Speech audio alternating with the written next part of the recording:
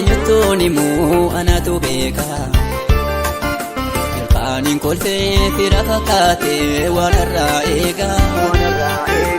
Lafaa turuu haadhoon amanuu ani karaa koo. Kan lafee nyaatuun nu keessa jira safuu dhabbaa koo.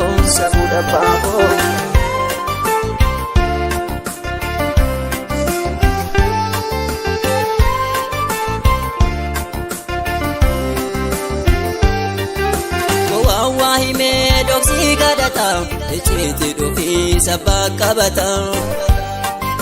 Baqaqsee laanuu eenyumtuu darbu silaa keessa ofii.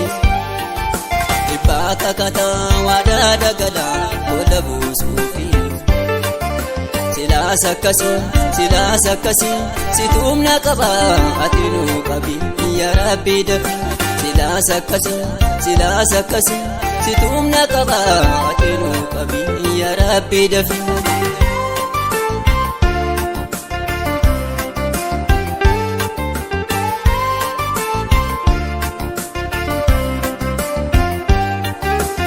Hiriyaa koo jedhee of duraa dabarsee daandiitti agarsiisee jireenyatti baasee.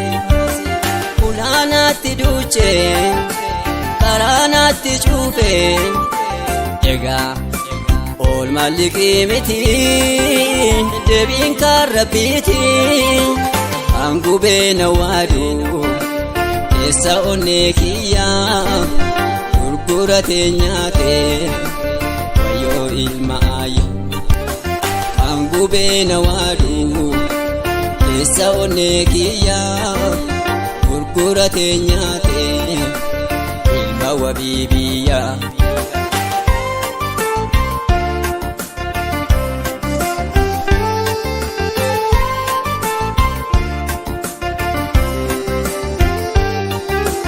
Wabiin kun osoo baratee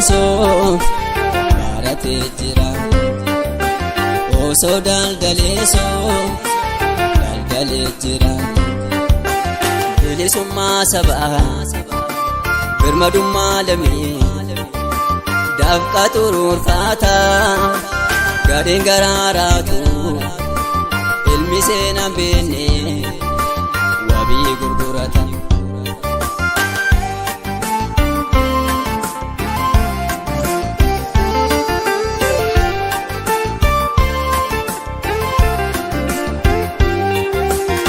Garaa koo eenyutuun himuu anatu beeka.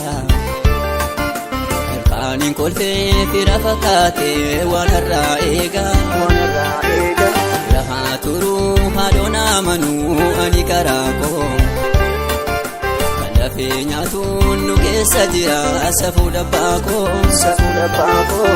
Hiriyaa koo jedhee of duraa dabarsee daandiitti agarsiisee jireenyatti baasee. Ulaanaatti duuchee karaanaatti cuufee egaa oolmaa liqii miti deebiin kan Rabbiiti.